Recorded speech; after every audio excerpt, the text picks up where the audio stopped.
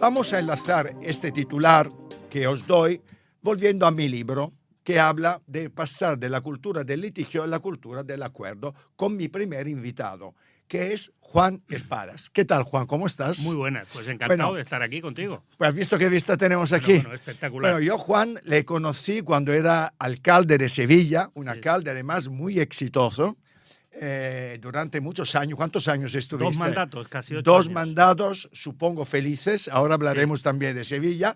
Y ahora es senador por el PSOE y además portavoz del grupo parlamentario en el Senado del PSOE. ¿Qué opinas de esto? Además es un libro que yo te voy a dejar para que te lo lleves. ¿Qué opinas de la situación política que tenemos en este momento? Por lo cual no se llega a acuerdo para nada y la guerra entre gobierno y oposición es cada día más guerra.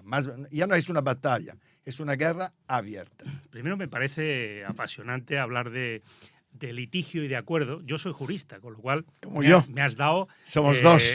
Absolutamente en lo que me gusta, ¿no? Yo no le temo a los litigios, pero evidentemente me gustan los acuerdos, ¿no? Porque con los acuerdos generalmente se avanza. Con los litigios, bueno, pues la confrontación al final lleva a que gane uno. Con los acuerdos normalmente se ganan las dos partes. Por lo tanto, eso ya per se creo que es una razón, ¿no?, para intentar que la cultura del acuerdo sea la que impere, ¿no?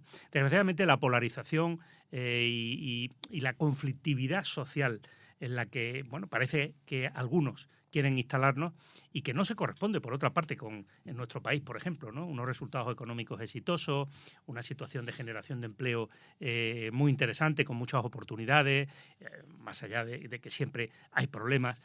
Qué curioso es que parece que le interesa a determinada gente el que, bueno, pues esa atmósfera, ¿no?, le ponemos nombres, ruido, apellidos, ¿no? Sí, bueno, yo creo que la derecha y la ultraderecha claramente, y no es la primera vez en la historia de nuestro país, en la historia democrática de nuestro país, intenta generar una situación social de confrontación, de conflictividad, de ruptura, para de alguna manera bueno, pues presentarse como la solución a todos los problemas, ¿no? Esto ya ocurrió con Felipe González, ocurrió con Zapatero, y ahora con todos Pedro nos Sánchez, acordamos, ¿no?, del váyase señor González, de Aznar. Efectivamente. Por tanto, se reproducen a veces las mismas estrategias políticas con momentos políticos claramente diferentes, ¿no?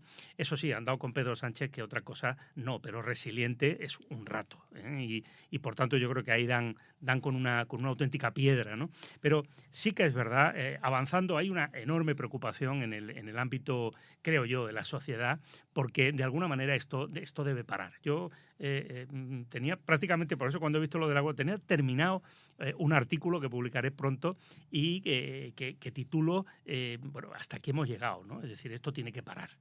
No es posible, yo vengo del Senado hoy, esta mañana ha habido sesión del Congreso también. Bueno, además con buena noticia, vamos a decirlo, claro, ¿no? Por fin un acuerdo, unanimidad, hoy se ha aprobado, claro, la ley. Hoy podemos ver qué significa aprobar por unanimidad una ley para preocuparnos de mejorar la protección, los cuidados, los recursos económicos. La ley sobre a la ELA. Sobre la ELA. Con ELA y otras enfermedades de estas muy complejas y con un coste económico tremendo para esas personas, darle esperanza a esas personas y a las personas que les cuidan, por acuerdo unánime del Senado, también con un acuerdo en el Congreso, se mandará a publicar en el Boletín Oficial del Estado. Es decir, esa sensación de ser útil a la sociedad, de representar a los ciudadanos en una Cámara, en Cortes Generales, y ver que fruto de la negociación, y ha sido dura. 2 años. 2 años. Claro, porque además es una ley que hoy, hemos dicho en la Cámara, ya hace demasiado tiempo que debería haberse aprobado. Por tanto, ahí tenemos, ¿no? Es decir, hoy todo el mundo satisfecho.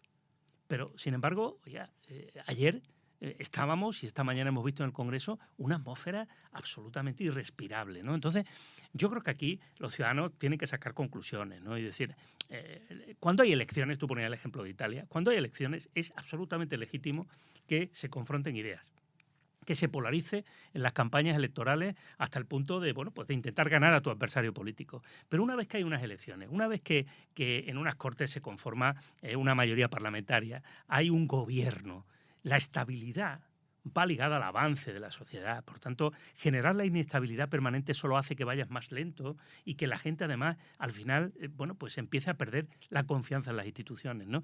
Y yo creo que parece que la derecha y la ultraderecha lo que quieren, de alguna manera, es que se fragilicen las instituciones. Esto es muy peligroso en democracia. ¿Cómo interpretas el no de Isabel Díaz Ayuso a ir a la reunión que estaba convocada, si no me equivoco, el 25 de este mes con Pedro Sánchez? Creo que es la primera vez que pasa, ¿no? Sí, bueno, yo la he calificado esa actitud como una actitud irresponsable e impresentable en términos políticos porque ella no se da cuenta de que representa a los madrileños y a las madrileñas y por tanto no puede tomar una decisión simplemente pensando en que le caiga mal el presidente del gobierno o que entienda que no va a ir porque refrendaría de alguna manera, pues no sé qué tipo de estrategia o qué tipo de posición política, ¿no?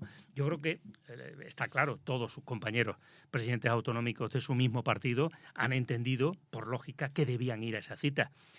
Isabel Díaz Ayuso, desde hace ya bastante tiempo, ha planteado toda su estrategia política en la ruptura, en el antisistema, como fórmula para sencillamente intentar liderar ese proceso que en la pandemia ella llamaba hacia la libertad y que no deja de ser pues un proceso claramente de falta. ¿Cómo la interpretas de a nivel argumentos, nacional? Porque tú has escuchado estos días, hemos escuchado diferentes opiniones, ¿no? ¿Quién opina que esta actitud de la presidenta de la Comunidad de Madrid digamos, es hacer más débil a Feijóo, al presidente del partido, según otro, en cambio, es una manera para frenar a Vox? ¿Cómo interpretas tú y qué clave a nivel electoral y a nivel de Partido Popular, desde tu punto de vista, tiene esta actitud de la presidenta de la Comunidad de Madrid? Yo creo que hace tiempo también que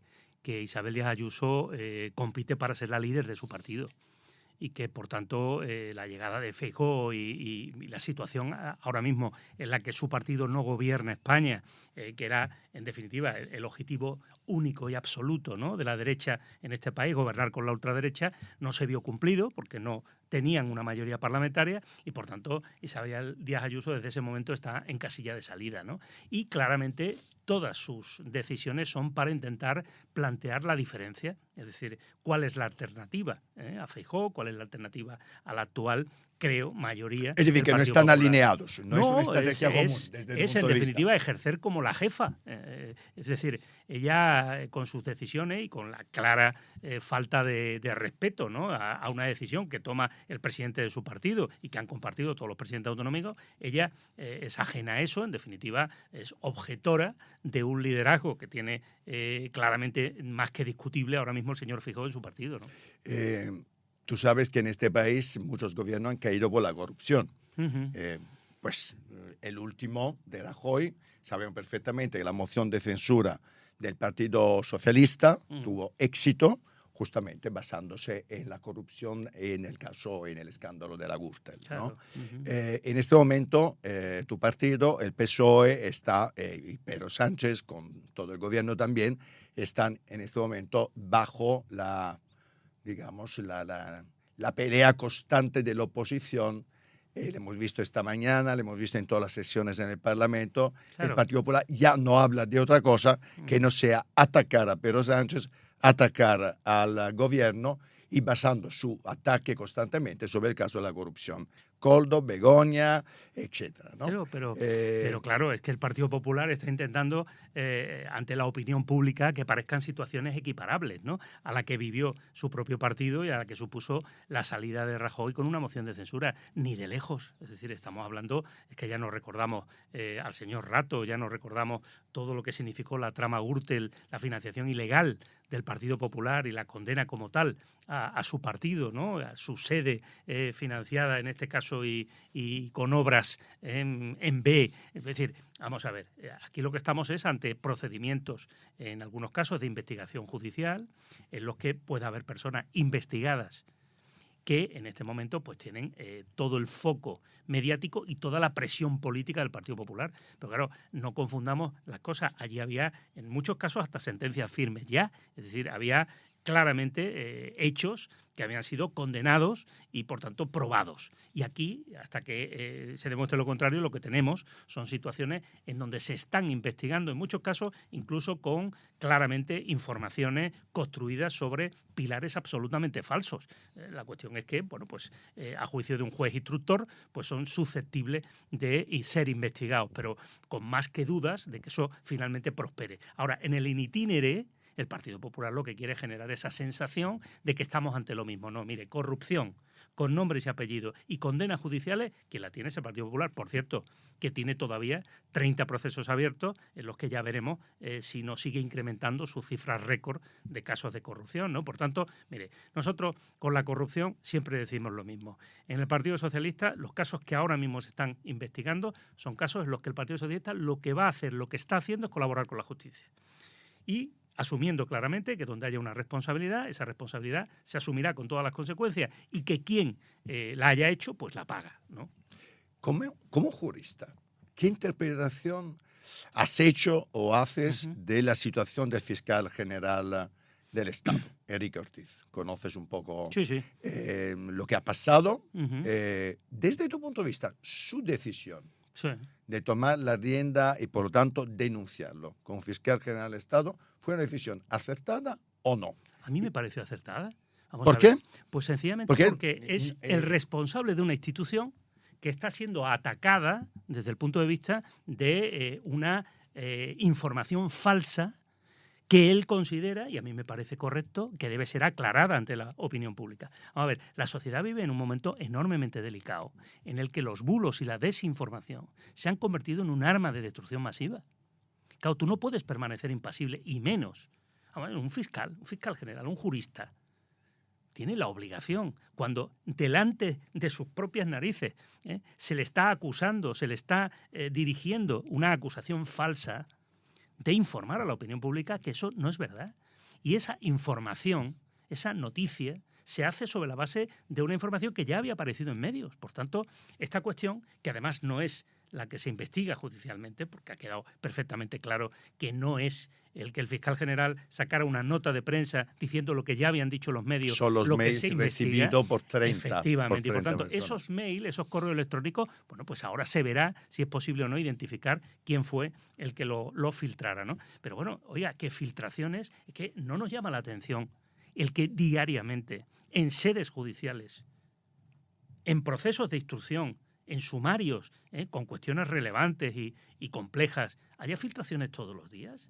Es decir, pero filtraciones, estoy hablando a todos los niveles e instancias judiciales. Es decir, que la decisión del Tribunal Supremo de investigar al fiscal general del Estado no te parece razonable. Yo sabe perfectamente ¿Hay que interés además, político en esta decisión? Como cargo político y senador, tengo la obligación, y además quiero que los ciudadanos la entiendan, de no solo respetar, sino entender perfectamente que a un tribunal, y más al Tribunal Supremo, hay que respetarle cualquier decisión que haga.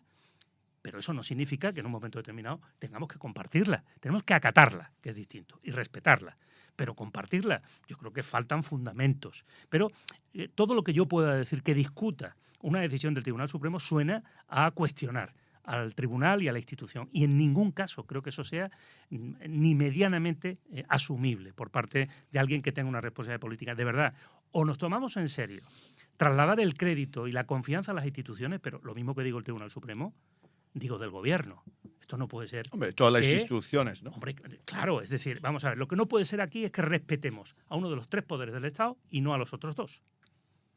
El mismo respeto merece una institución como las Cortes Generales, que merece el Ejecutivo y que merece el Judicial. Y por tanto, cuidado. Es decir, que debemos comportarnos todos. Y Juan, en este momento sabemos perfectamente que la decisión del fiscal general del Estado, Enrique Ortiz, ha sido evidentemente de no dimitir. En el caso, y estamos en fase de investigación, eso es. En el caso que se siente en el banquillo, ¿debería dimitir en ese caso? para salvaguardar lo que es la institución de la Fiscalía General del Estado? Vamos a ver cuál es el proceso, ¿no? En situaciones similares, nosotros sabe que nuestro código ético del partido plantea específicamente, por cierto, el PP no dice nada al respecto sobre esto. El Partido Socialista sí.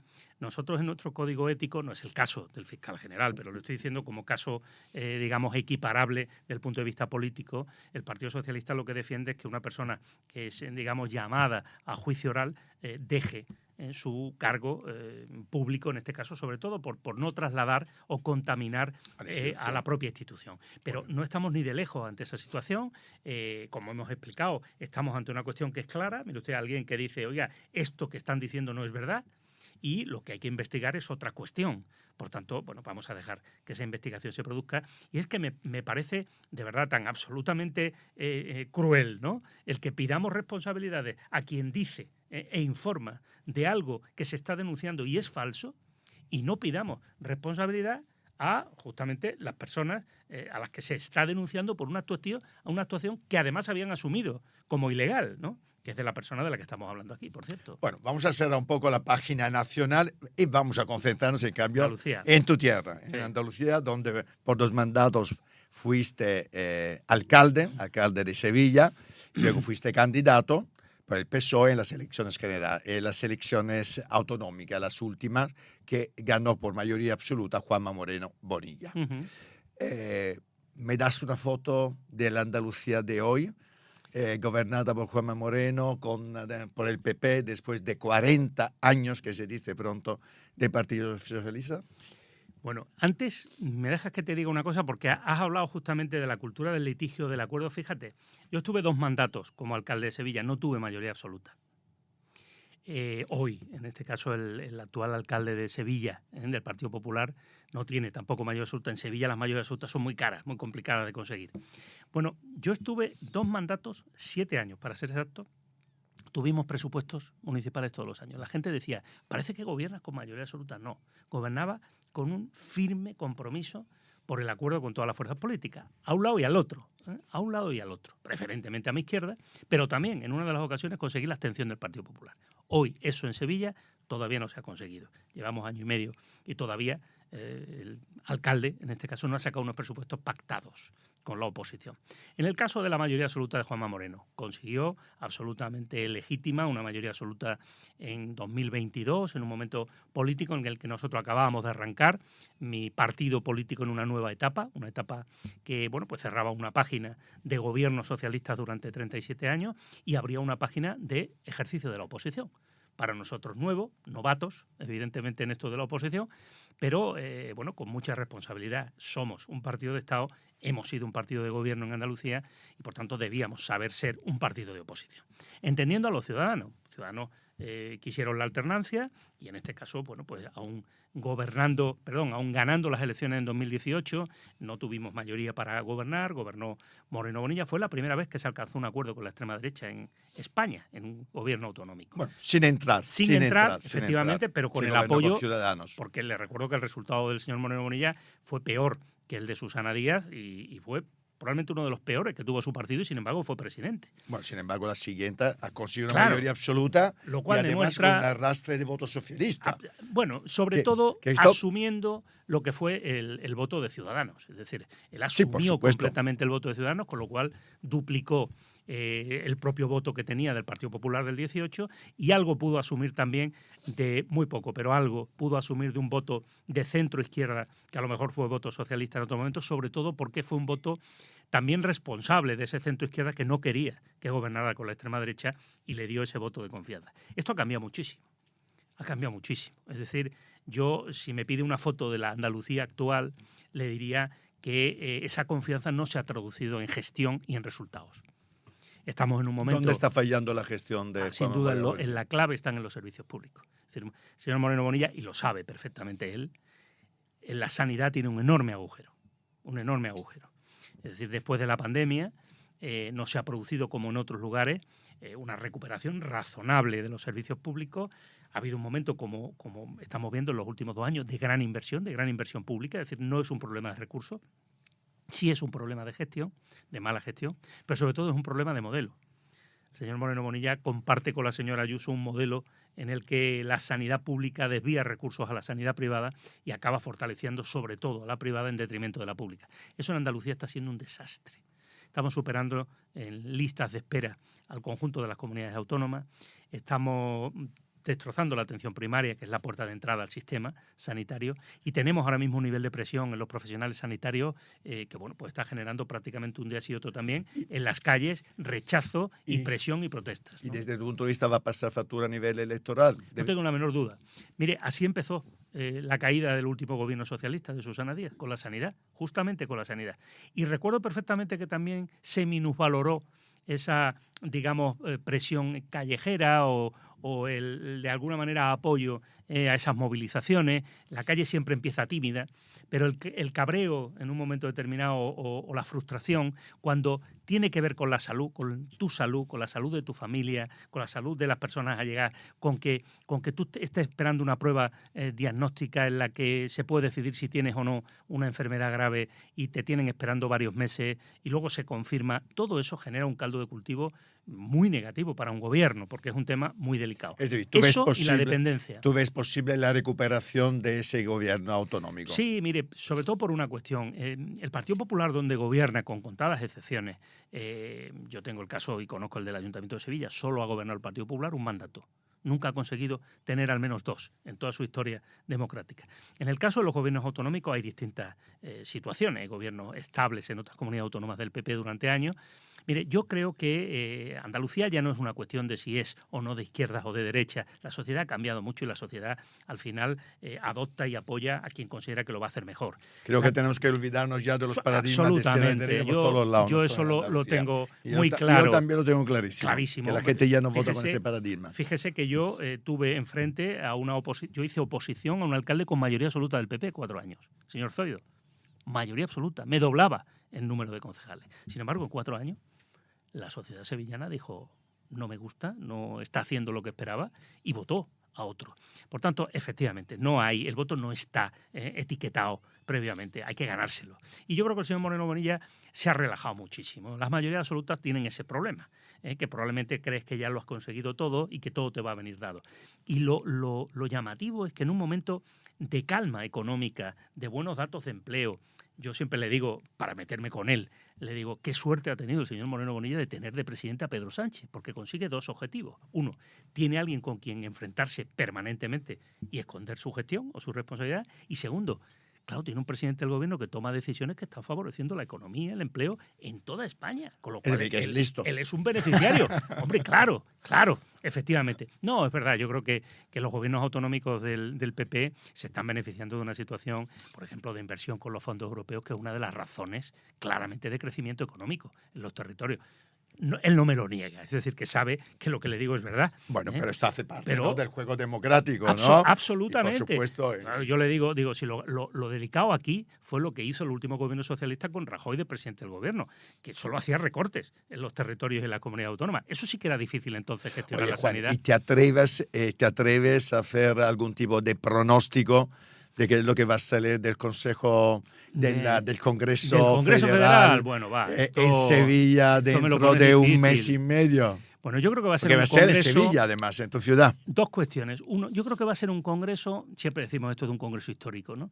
Es un congreso en el que hay puestas, yo creo que muchas esperanzas de que sea un congreso no sencillamente de continuidad, sino un congreso en el que, superado 2 cuestiones territoriales graves, profundas en nuestro país, entremos probablemente en esa fase en la que verdaderamente avancemos, y esto lo llevamos diciendo los socialistas años, en ese paso del Estado autonómico al Estado federal. Es decir, en un Estado de corresponsabilidad y cogobernanza mucho mayor entre los territorios autonómicos, el Gobierno de España y los ayuntamientos, es decir, entre los 3 ámbitos del Estado, ¿no? ¿Y eso qué significa? Porque seguramente seremos más fuertes, como se demostró en la pandemia, en donde sí trabajábamos en equipo. Seremos más fuertes para los grandes retos. Esta sociedad... Bueno, ojalá que sea así. Si dejamos la atmósfera política... Es que estamos viviendo realidades paralelas. Es decir, la atmósfera y la confrontación... Pero la realidad de la crispación que tenemos en este momento es inaguantable y para mí, yo lo llevo diciendo mucho tiempo, muy peligrosa. Y mina además nuestra posibilidad de ir más rápido y de ir mejor. Efectivamente. Bueno, y además lo vemos también en Italia y en fin, y es un país que probablemente sin una situación a veces como la que vive, pues seguramente iría como un tiro, o iría mucho más rápido. También es verdad que cada cual y cada país es como es, ¿no? En ese sentido, yo espero del Congreso una ponencia o un proyecto político. Cuidado que estamos en gobierno. Hacer un congreso cuando estás en la oposición es una cosa, pero cuando estás en gobierno aspiras a que lo que decidas y lo que digas a la sociedad lo vas a poder aplicar como gobierno. En segundo lugar, también un congreso seguramente de renovación. Eso lo decide el secretario general, que tiene que hacer un equipo adaptado a un tiempo nuevo. Y ese tiempo nuevo es un tiempo ahora complejo, muy complejo en términos políticos, pero, oiga, es que las circunstancias políticas aquí pueden cambiar en un par de meses. Y, por tanto, si conseguimos un acuerdo parlamentario, tenemos presupuestos generales del Estado y conseguimos bajar este ruido tan tremendo, seguramente a lo mejor miraremos hacia atrás y diremos, oye, qué lío tan grande el que teníamos hace 2 meses y ahora, en cambio, bueno, parece que se puede trabajar con un poquito más de fluidez. Lo comentaremos dentro de unos Ojalá. meses. Pues, Juan, ha llegado el momento del minuto de oro. Bueno. Esa es tu cámara. Eso es tu público, tus electores. Yo puedes decir lo que te apetece, Akama. Yo, que no estoy en elecciones ni en ninguna campaña, sí que os agradezco a los que seguís, en este caso a Euprepio, esta oportunidad de poder dirigirme a vosotros. Primero, para deciros que tenéis aquí a un servidor público, a una persona que se dedica a la política por vocación y que lo hace hoy desde el Senado y desde el Parlamento de Andalucía porque bueno, pues tengo la firme convicción de poder gestionar un proyecto político en Andalucía. La alternativa a un gobierno, el gobierno de la derecha en Andalucía, un nuevo proyecto, un proyecto socialista, con retos de futuro, con grandes conquistas aún por hacer y sobre todo que pretenda que Andalucía esté a la altura que se merece por historia, por capital humano, pero sobre todo por expectativas de futuro. Espero ser la persona y el equipo, un equipo socialista que consiga eso para mi país y para mi tierra. Oye, Juan, ¿te gusta la música? Sí. Pues nos está esperando, mira, una de las grandísimas artistas de este país que dentro de nada entrará con nosotros. Muchísimas gracias, Juan. Gracias a vosotros. Hasta pronto. Muchas gracias.